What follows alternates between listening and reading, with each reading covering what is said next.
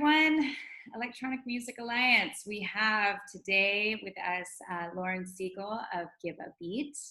And Lauren and I have known each other for a very long time. I think over a decade. And we've been activists for all those years and working together with our organization. So I'm super excited to have her on today, and she's going to be talking about Give a Beat, what they do, as well as their new campaign, All Hands on the Decks. And we might touch upon Turn Up the Vote as well, if we have some time. Yep. We'll try and keep it kind of short because we know our community, but I'm going to hand it over to you, Lauren. Tell us all about Give a Beat. Yeah, absolutely. Hey, everyone. Janine, thank you so much for making time today and for having this conversation with me.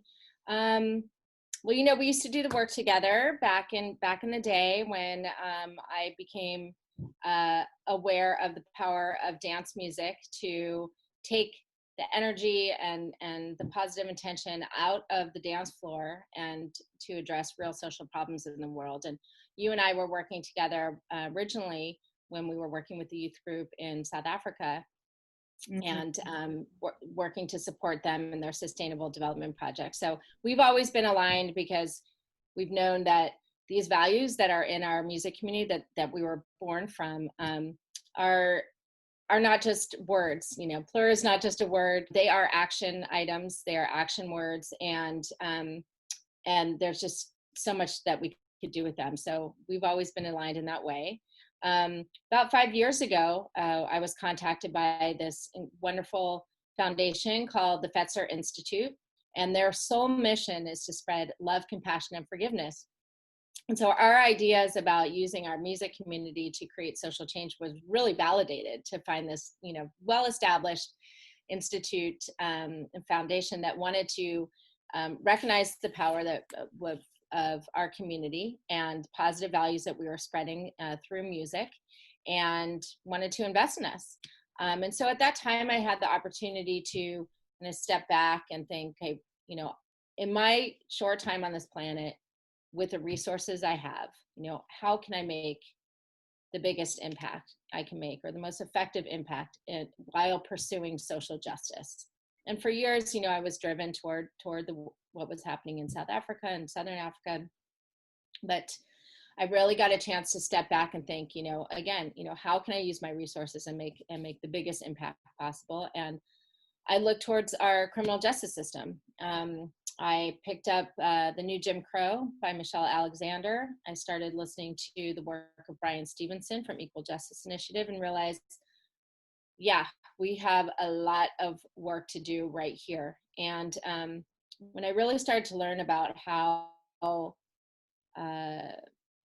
much injustice there was from every part of the system, you know, from policing to the courtrooms to, you know, parole to inside of prisons to re-entry, getting out, trying to get your life back on track. And I just thought, this is so devastating and multi-generational, the negative impacts our system of mass incarceration was having on all people, and particularly, obviously, people of color, but we're all affected.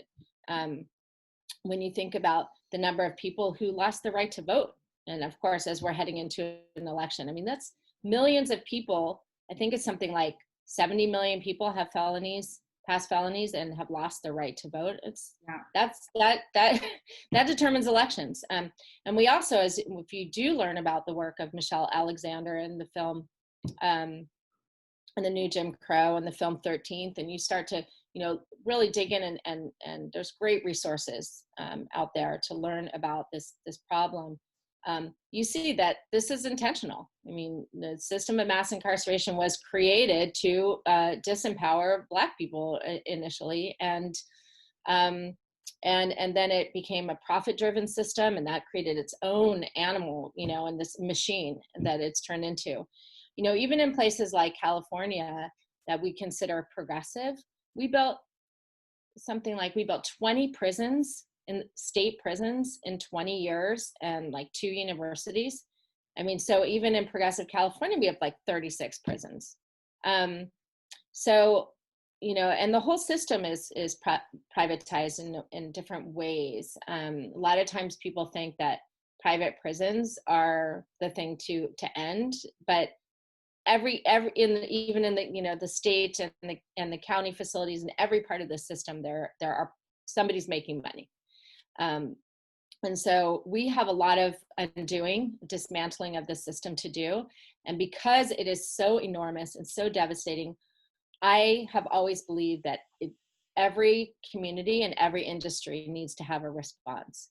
And so when we started Give a Beat, our aim was to be the electronic music community's response to mass incarceration. And that's how we started. Later, we decided, okay, what do our programs look like? So we started from this premise of, it's our responsibility to do something about this. Now, how we're going to do and what we're going to do, that started to come organically. When we first started, we started working with youth who were foster youth, and bringing DJ music programs and music production programs to youth. That's where we first started. We started working with DJs. And I can then continue to talk about the programs where we are right now. But I want to take a breath and see if you have any questions, Janine, or feedback. No. I remember when you first started out and attending, you've always thrown really great, beautiful events. And Joseph Petit was at one of the events that you threw, and so there's been great connections made at them, and you've always done like such an amazing job with any campaigns that you've gotten behind. So I'm really excited to hear about All Hands on the Deck, even though I know about it a little bit, like I read a little bit. I do want to hear more about that.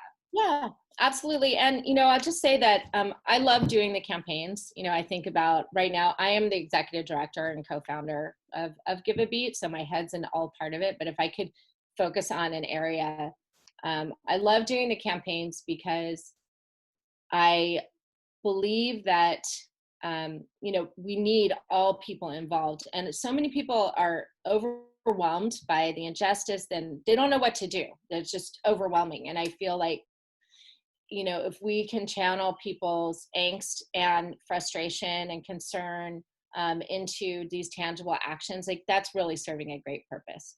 I love our programs that we do in person. We've been teaching, what was it, 2 years ago, we were contacted by the state of California, the program officer for the Arts and Corrections program at the California Arts Council. And again, super validating, because recognizing the power of our music and and being contacted by them and invited to submit an RFP and bring our programming into state prisons. I mean, that's just, again, it shows that we really have something special and unique to offer. We have this niche community and this wonderful history of music and where it came from, Black, gay communities, and there's just so much richness to it and so relevant. So again, that was a big highlight for us. So we started bringing in our programs last year, and we dubbed it the Prison Electronic Music Program. And so, yes, so loving that. So now we have our youth program. We teach, we work with youth in juvenile halls and after school programs. We're now working with Save the Music as well. So we get to form these great alliances and partnerships with other existing organizations. We do have our Prison Electronic Music Program, which we're teaching remotely right now because of COVID. They've allowed us and created a way that we can create curriculum and go bring it to the guys and then pick it up.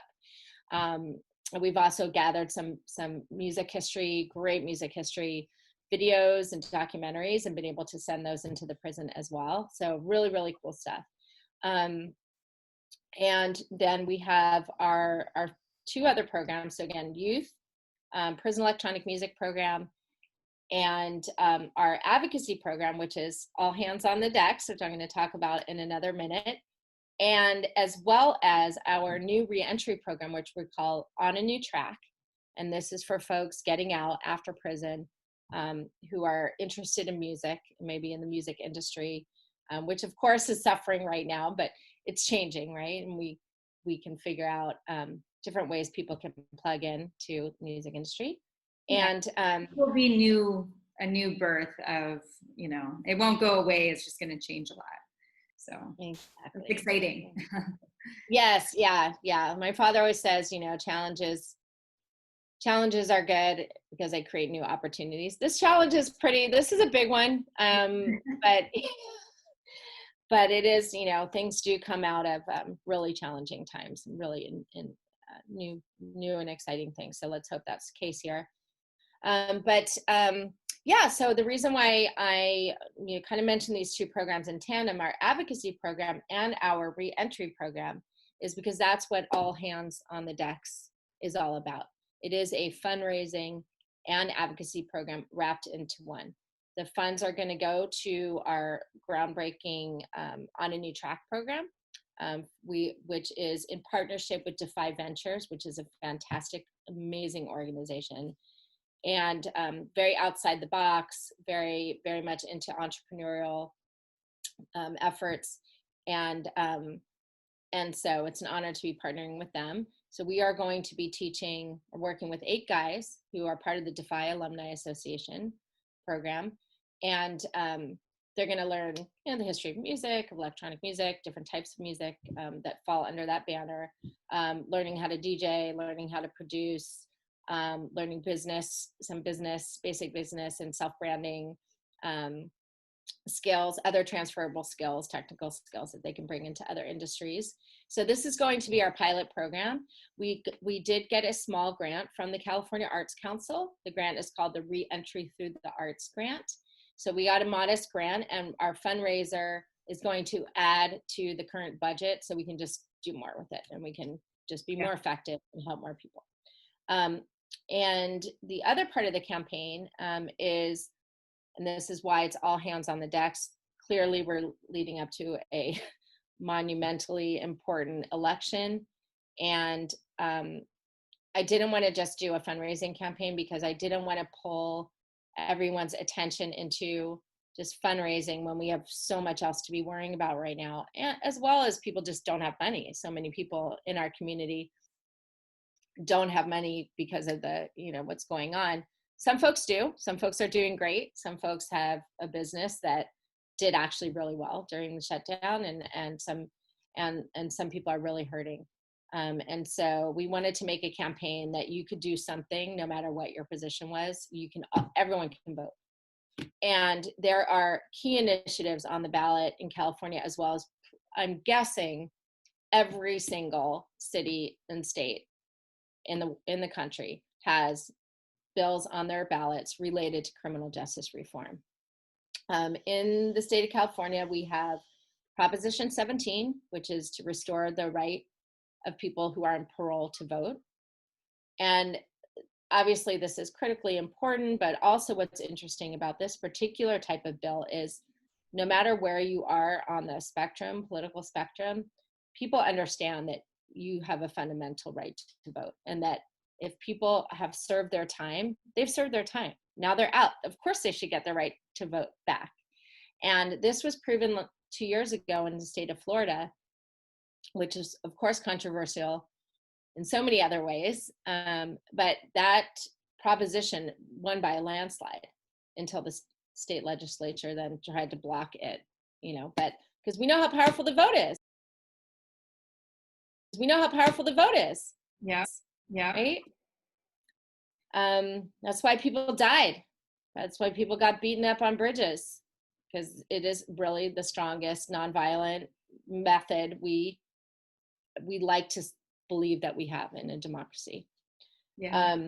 So many people think that, well, it seems this way, especially with the youth, and you know, there's a lot of information online, you know, and people are like, you know, we don't need to vote. We shouldn't be voting. We shouldn't be playing into the system. But it's like, hey, there's a lot of manipulation going on so that you think that. And there's so much money dumped into, you know, campaigns, propaganda for you to disempower yourself, so that you won't show up, because the people that are dumping the money know that it is important. and it's kind of tragic to see that. It's like, you're being played, you know, and it's coming in from so many different segments. Yeah. The spiritual community has people that are like, it doesn't matter, you know, whatever community it is, you know, dance music, whatever. There's always a small group of people that are like, it's, you know, it's not important. We should just kind of do our own thing. And it, you know, we had talked about before the Great Hack, and seeing how just within the last few years, I mean, this is nothing new. This strategy of trying to have you disempower yourself by believing propaganda is super old, but just how sophisticated it's gotten in the digital, on all the digital platforms of, you know, signing up for surveys, and, you know, and you think that you're talking about like what kind of animals you like, and really they're finding out like who you are and what makes you tick, to sway you if you're going to be like in that swing segment, to get you to, you know, to vote or a certain way, or to not vote at all. So anyways, it is super, super important, and I'll let you continue on, Lauren. Yeah, no, great, absolutely. And we've spoken a lot about this, and maybe we can touch on our collaboration, the Turn Up the Vote campaign that we're also running in tandem with All Hands on the Decks. But yeah, I would just say to anybody catching this this video here that really, you know, look at your local elections, look at your propositions. Obviously, we'd urge everybody to vote along the lines of diversity and civil rights when you're voting on any level. But please understand that local elections are so critical. They're so key, because especially in terms of criminal justice reforms, when you look at who your state assembly member representative is, they're the ones that pass the bills that end up being propositions. And there's bills being passed all the time that are going to the governor's desk to be signed into law, that have changed people's lives. You know, people who were tried as teenagers and got sentenced as adults and went to prison, even if they didn't pull the trigger, but got sent to prison under the felony murder rule, and they're serving life in prison and got sentenced as a teenager. That is being undone now in the state of California, because people got voted for their state assembly members who are progressive on reform, and those and people are getting out and having their lives and getting a second chance. I mean, it's major. You know, I also think about local elections in terms of the chaos and concern that's happening on the federal level, and also just, you know, managing police forces, you know, and all the scary shit we're seeing now. I see it as like a line of defense, right? I mean, if we get, you know, fair-minded, progressive-minded folks on these, you know, in the more local government, that's how we are going to protect ourselves. If there are other forces, the rights of peaceful protesters, you know, and we're seeing this now. So I think it's really important for people to understand. You kind of hear that, you always hear, oh, local elections are important, but it can be the matter of between life and death, you know, in some cases played out that way. So please know that you vote for your sheriffs, you vote for your district attorneys, you vote for your judges, you vote for your city council members who manage the police, your city police force. So it's really, really important that people are active and just do the homework. Obviously, we can't provide information in every city and every state, but just know that all of those things, positions really, really make a difference. And, you know, also keep your eyes out for propositions that undo reforms that have already been done, like Proposition 20 in the state of California, which was purposely to undo work that has happened. So what they want to do is they want to take what are misdemeanor misdemeanors and make them felonies again. So again, if you have a felony, you can't vote. So, I mean, we moved things into the, I think it was Prop 47, and I may be incorrect about that, but we had this lower threshold for, you know, for misdemeanors, and, or higher threshold, lower. Anyway, and now they're trying to undo that and send people back to extend their parole and extend their prison sentences for minor things, for $250 theft or something like that. Right. Now you can't vote. So be on the lookout for those. And it's pretty simple. I think people know, probably educated, educated voters who are watching this know. Just look who's behind the bills, the propositions that will kind of tell you if you don't have time to understand them all, just kind of see who's behind for them and against them. So I just want to encourage everybody to get involved in All Hands on the Decks and support the work of Give a Beat. Our mission is to reduce the harmful effects of incarceration through music production, DJing, and other education programs that transform individuals and inspire communities to take action. And there's a lot of different ways that you can get involved. Again, the All Hands on the Decks campaign specifically is supporting the work that Give a Beat does. We are in our development of our reentry mentoring program to support folks when they get out of prison. There's something like 50,000 barriers nationwide for preventing people from pursuing certain types of careers, to healthcare, to higher education, to loans, to all kinds of things. In fact, even this last round of loans that came out during COVID, you couldn't get a loan if you had a felony conviction on your record. So wow. Just insane, the barriers that people face. And, folks who've served their time and are inside and they're working on themselves and they're ready to take on the world when they get out, and they have so many creative ideas and everything going for them, and have so much to offer. They're resilient and they survived all of this. We get to learn and be around these folks to learn how you can go through the hardest of times and get through it. That's some shit we need to know. We need to be learning. So, we want to support these folks when they get out to navigate the barriers. And then again, knowing how you're voting, knowing about the key initiatives related to criminal justice reform, which will change lives overnight. So come join us. Check out allhandsonthedecks.com. There's a participation form there. So you could do a live stream, you could share on social, you could donate, if you don't have money, you could just push other people to vote for these things. There's a way for everyone to get involved, and we truly need all hands on the decks right now through November 3rd, and probably beyond, and forever. Always pushing for progressive reform on criminal justice issues. Absolutely. Thank you so much, Lauren.